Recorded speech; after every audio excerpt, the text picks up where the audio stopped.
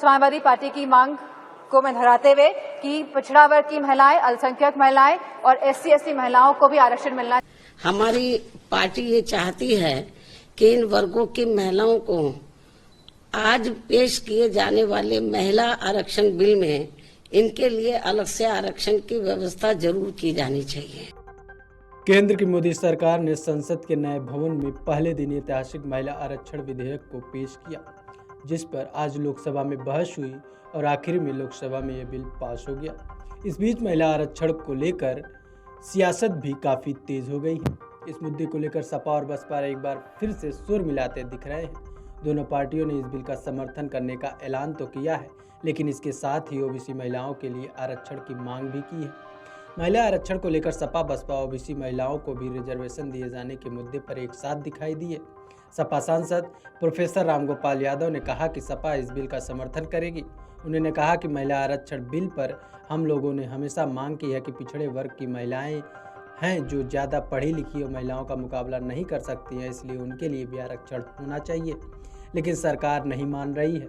हम इस बिल का विरोध इसलिए नहीं करेंगे क्योंकि ये महिलाओं का हक है और उन्हें मिलना चाहिए। रामगोपाल यादव ने आगे कहा कि हम बिल का समर्थन तो करेंगे, लेकिन ये मुद्दा नहीं छोड़ेंगे। इस मुद्दे को लेकर जनता में भी जाएंगे और किसी न किसी दिन, आज नहीं तो कल, ऐसे सदस्यों की संख्या ज़्यादा होगी जो OBC महिलाओं के आरक्षण का भी समर्थन करेंगे। वहीं लोकसभा सांसद डिम्पल यादव ने भी बिल का समर्थन किया और कहा कि सरकार को 9 साल पूरे हो गए। अगर सरकार को ये बिल लाना ही था तो सरकार इसे पहले भी ला सकती थी, ये आखिरी साल में लेकर क्यों आई है। सपा ने इसका हमेशा समर्थन किया है, लेकिन हम चाहते हैं कि इसमें OBC महिलाओं को भी आरक्षण मिले, क्योंकि आखिर में खड़ी महिला को भी उनका हक मिलना जरूरी है। नारी शक्ति वंदन विधेयक समाजवादी पार्टी की हमेशा से यह मांग रही है कि पिछड़ा वर्ग महिला तथा अल्पसंख्यक महिला को भी इसमें सम्मिलित किया जाए, इसमें उनको आरक्षण दिया जाए। लोकसभा और विधानसभा में तो यह बिल लागू होगा, लेकिन हम ये पूछना चाहते हैं कि राज्यसभा और विधान परिषद में भी लागू होगा कि नहीं लागू होगा।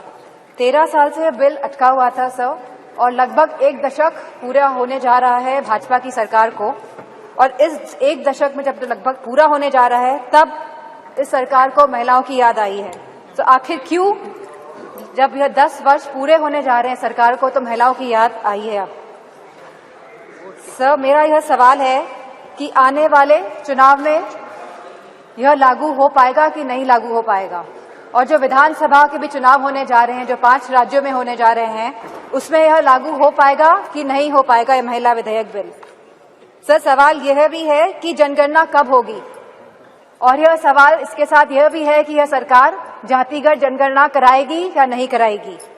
इसी के साथ सवाल यह भी है कि परिसीमन कब होगा, और परिसीमन के आधार पर ही आरक्षण महिलाओं को मिला जाएगा। प्रधानमंत्री जी ने कहा था कि हमें सिद्धि की बात करी थी तो साधना से ही सिद्धि की प्राप्ति होती है, और असली साधना तभी होगी जब हम महिलाओं को उनका पूर्ण आरक्षण देंगे, जब हम OBC महिलाओं को इसमें इंक्लूड करेंगे, जब हम SC ST महिलाओं को इसमें इंक्लूड करेंगे, और जब हम अल्पसंख्यक महिलाओं को भी इसमें इंक्लूड करेंगे, सम्मिलित करेंगे। क्योंकि प्रधानमंत्री जी खुद 3 तलाक की बात करते हैं, तो मुझे पूरा भरोसा है कि इसमें अल्पसंख्यक महिलाओं का भी मान और पक्ष रखा जाएगा। जहां हम बात कर रहे हैं आज महिला विधेयक बिल की, तो without revolution, evolution is not possible. And for evolution to take place in our country, it is very important that the OBC women get their reservation, that the SC ST women get their reservation, and that the minorities women also get these reservations, sir. और sir, मुझे पूरा भरोसा है सरकार पर कि Samajwadi party की जो यह मांग है वो इस पे श्रवण भी करेंगी, मनन भी करेंगी, और इसका निधि ध्यासन भी करेंगी।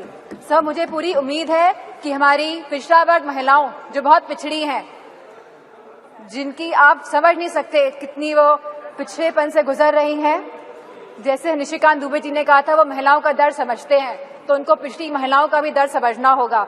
सर, और मेरा अनुरोध है सर कि आप हमारे मोस्ट ऑनरेबल मेंबर को ये कहिए कि वह किसी भी सदस्य का नाम जो सदन में मौजूद नहीं है वो ना लें, और आने वाली कार्यवाहियों में भी ना लें।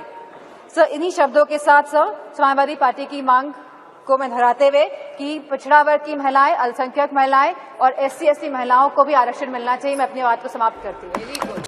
सपा ने जहां महिला आरक्षण की बात करते हुए ओबीसी महिलाओं के लिए भी कोटा निर्धारित करने की बात कही, वहीं दूसरी तरफ बसपा सुप्रीमो मायावती भी ऐसी ही मांग करते हुए दिखाई दी। मायावती ने कहा कि हमारी पार्टी इस बिल का समर्थन करेगी, लेकिन इसमें SC/ST महिलाओं के साथ ओबीसी महिलाओं को भी आरक्षण मिलना चाहिए। उन्होंने कहा कि इसे पहले दिन निर्धारित कोटे में शामिल नहीं किया जाना चाहिए। ओबीसी महिलाओं को लेकर सपा बसपा एक साथ दिखाई दे रही है। हालांकि बसपा ने मुस्लिम महिलाओं के लिए भी आरक्षण की बात नहीं कही थी।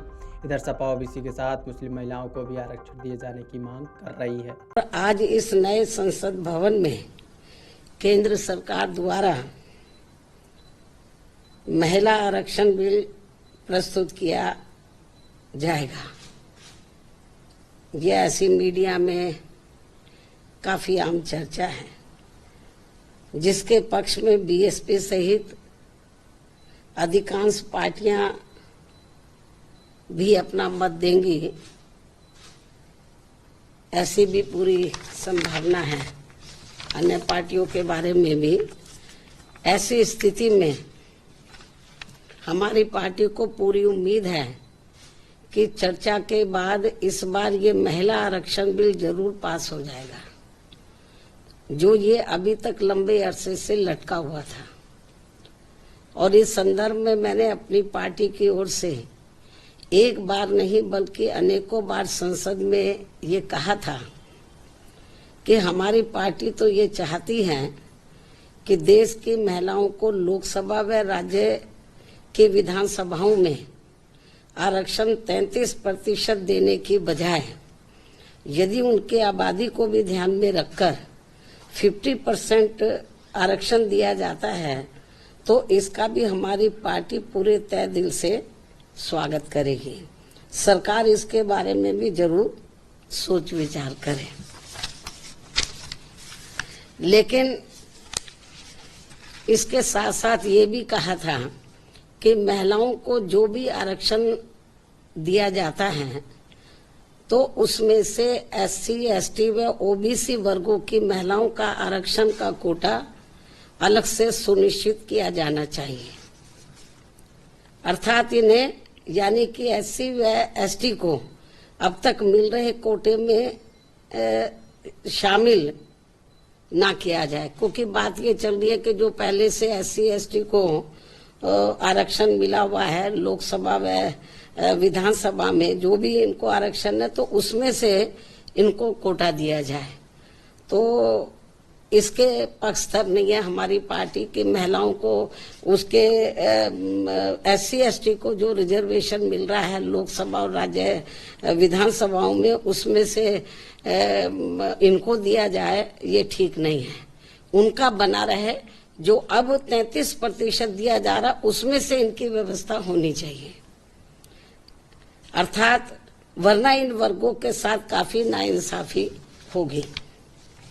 और यदि ऐसा नहीं किया जाता है तो फिर इन सभी वर्गों की पिछड़ी महिलाओं को यहाँ सामान्य सीटों पर जल्दी से मौका नहीं मिल पाएगा,